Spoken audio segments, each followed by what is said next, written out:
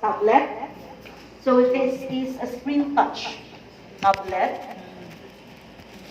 And in this RxBox device, there are 6 medical sensors integrated in it.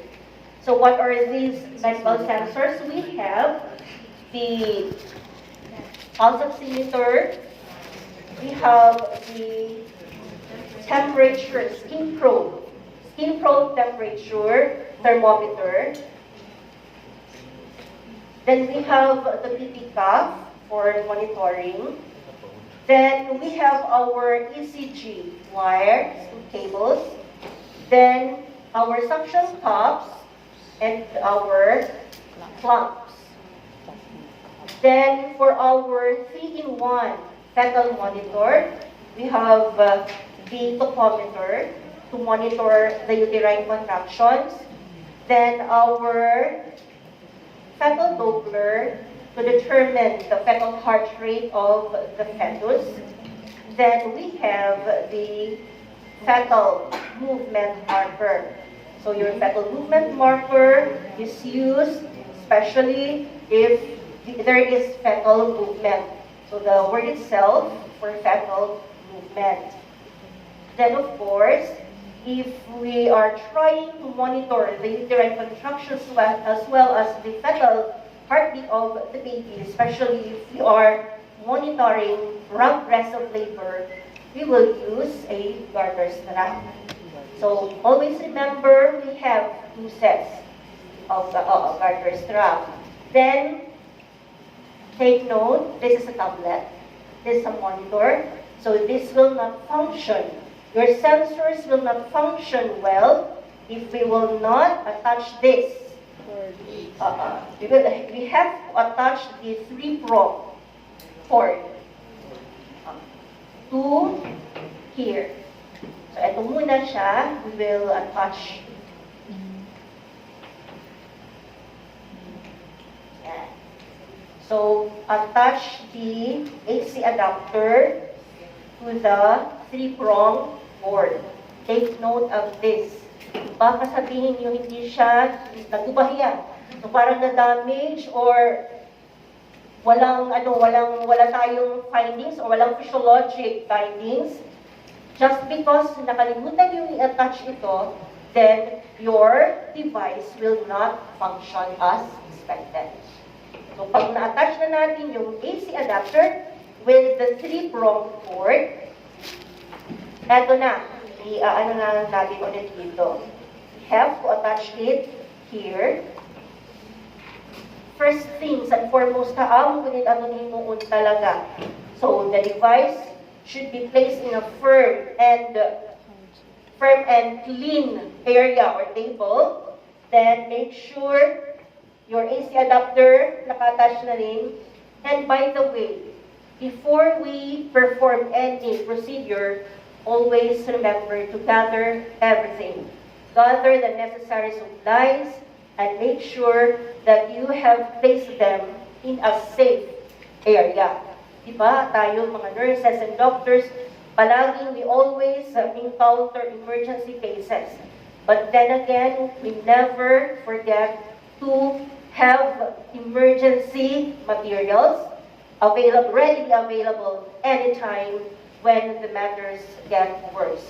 So again, all the necessary supplies should be readily available and prepared before you perform any procedure. So after that, ilagay muna natin. So we have to plug it to the electric supply, then switch it on. Yan.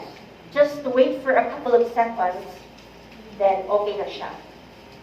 And make sure, by the way, that you are able to see a blue light. Pag may blue light po tayo, it goes to show this is functional. This is functional and our sensors will be functional as well. So may blue light na tayo, then naka-on na rin tayo dito.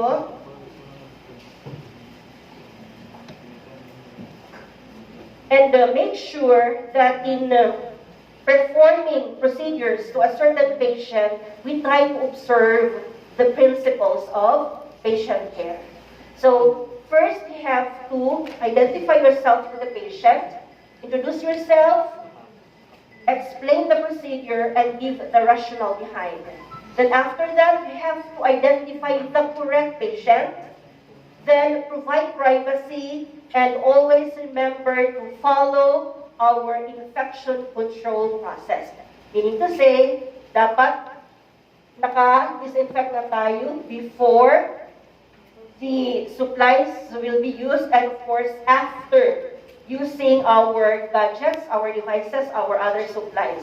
So we have always to remember our basic principles of patient care. Introduce yourself, explain the procedure, give the rationale behind, provide privacy, identify the correct patient, and always observe infection control process, especially that pandemic is not over yet.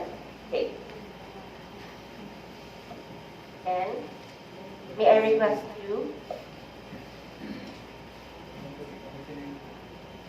So for demonstration purposes, I will just proceed with the procedures kasi it's too basic. Introducing yourself, explaining the procedure, too basic, and we can learn. I mean, we have been doing that even before we were still students. So ma-proceed na lang po ako. It was just a reminder for everyone that we always remember.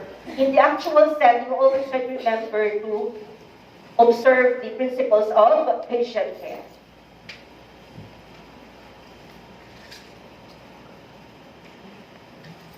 So for our patient, we have Mr. Stephen Reyes. He will serve as our patient for demonstration purposes. So since we will be doing ECG procedure, so I will just remind our patient to get rid of all the metals. Get rid of all the metals. Dapat walang metals in the body. Then make sure that he has rested at least 5 to 30 minutes. Then he has not taken yet any caffeinated drinks. 30 minutes, dapat hindi napag-coffee, ha? That's one of our assessment findings. In caring for a patient, especially if we will take the blood pressure, always ask kung nag-coffee na ba siya or has taken any caffeinated products, because it will alter the result. That's one of the things to consider in taking the blood pressure of our patient. Ano here? Method. Ano here?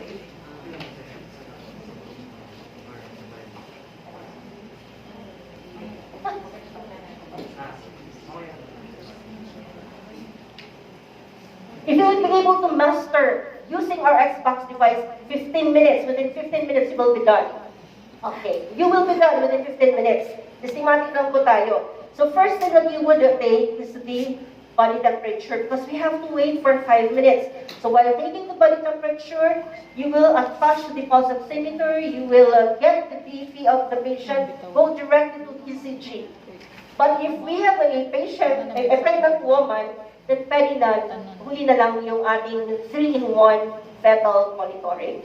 So since we don't have an actual pregnant woman, so I will get first the body temperature, I will attach the pulse oximeter, I will get the blood pressure, then go directly to the ECG. Okay.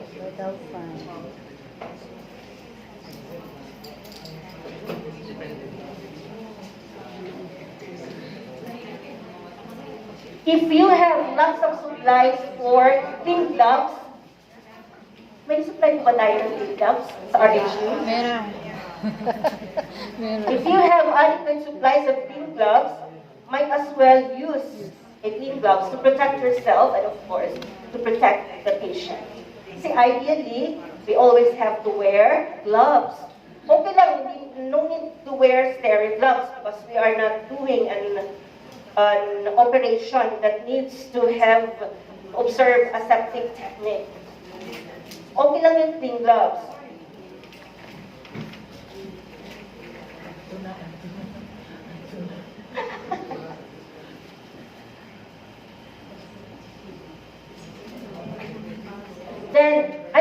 suggests that you place the skin probe, the temperature skin probe on the right axilla, then attach the pulse oximeter on the right index finger while taking the blood pressure on the left arm, because we need also to observe the anatomical structure of the heart.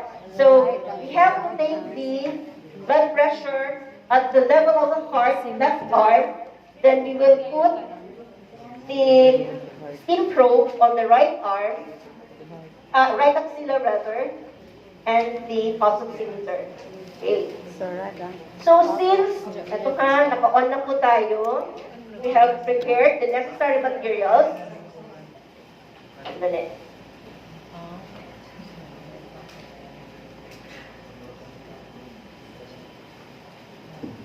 Para po na to halikot, pwede po ka mo mag-move lang ngayon. Yeah, Para pagkita sa demonstration.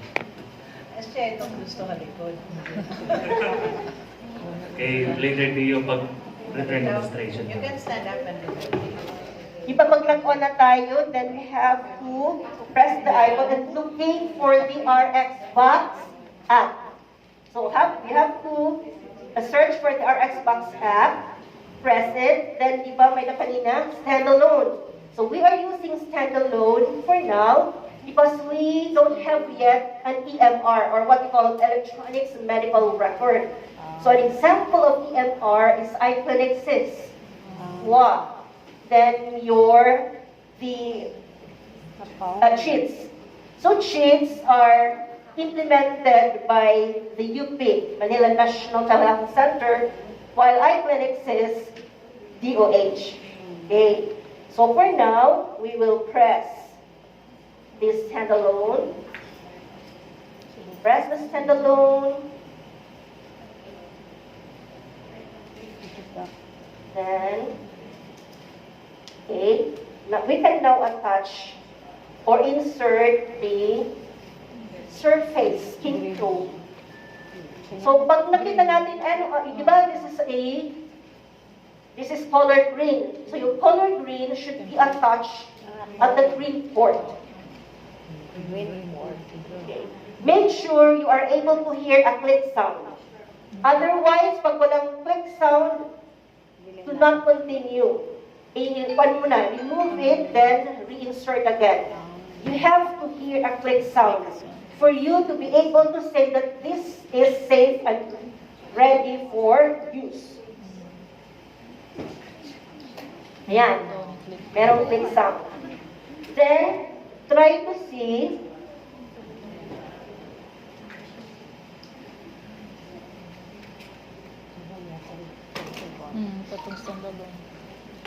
yan.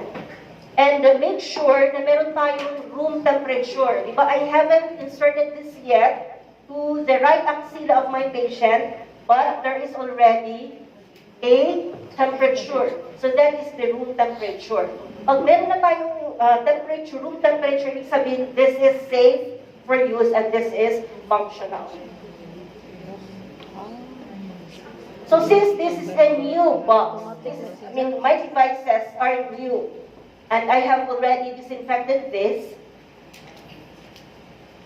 I can directly insert this to the right axilla of my patient. Okay. So again, I will not focus more introducing myself because it's too basic. I will go directly to the procedures.